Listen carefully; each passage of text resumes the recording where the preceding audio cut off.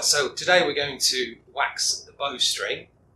What I traditionally do is string the bow first, although some people like to do this with the string loose, but I like to have it nice and tight on the bow first of all. And then we need some string wax, of course. Now the one that I've got here is a Boning Tex-Type bowstring wax. And what I normally do is warm this up a little bit if it's a little bit cold, have it at room temperature, or put it in the airing cupboard, something like that, just so it's easy to work really. Then what we want to do is we want to put it on the string parts only, but not on the serving in the middle or at the ends, okay? So what I'm going to do first of all is just hold the bow and then just run a little bit of wax on the top and on the bottom underneath the string.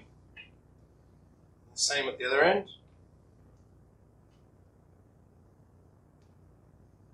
Okay. Now the next thing we need to do is to work the wax into the string. Now you can either do this with your fingers, but you will find that your fingers will get a bit warm if you're really working that into the string. So something I use is a piece of old leather. This was taken from a finger tab that I don't currently use, but you might have some scraps of something that you can use around the house.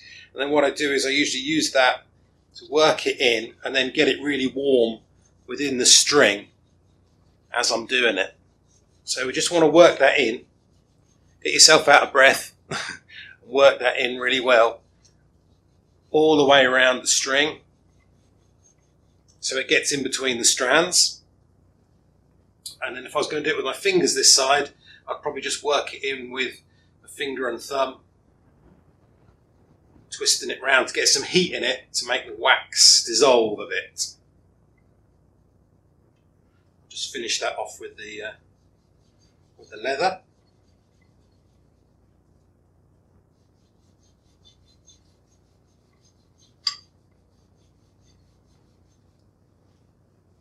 Okay.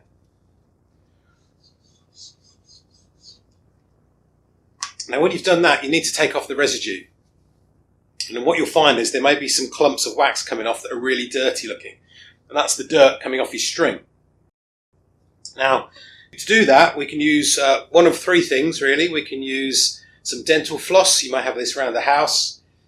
We could also use some thread, just normal cotton thread, or some serving material as well, if you've got that. So today I'm going to use some dental floss. I'm just going to pull off about 30 centimetres or a foot of that. And then what we're going to do is we're just going to put it over the string and just loop it once around the string.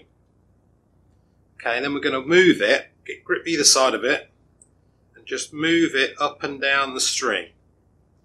Now, your bow mate might move. You could set this up any way you want, on the floor, put it between your legs, the bow, or anything like that.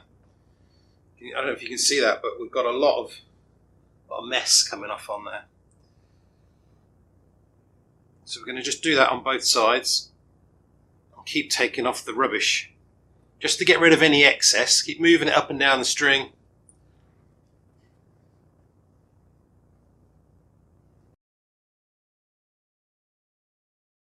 You'll get a lot of sticky residue then coming off from the string onto the dental floss. You need to do that on both sides. Then you've waxed your bowstring. So why do we wax our bowstring? Well, we wax our bowstring to try and keep it waterproof. We don't want water getting into it and slowing the string down when we're outside in the rain. We also don't like to see our string ballooning where the strands of the string will come apart or it looks a little bit frayed. How often you do it is up to you, really. It depends how often you shoot your bow and in kind of what conditions. Some people don't like putting wax on their bowstrings whatsoever, and some people like trying to take off the wax that actually comes on a new bowstring. So how often you do it and when you do it is really up to you. Thanks a lot for watching. If you enjoyed the video, give us a like and don't forget to subscribe to the channel.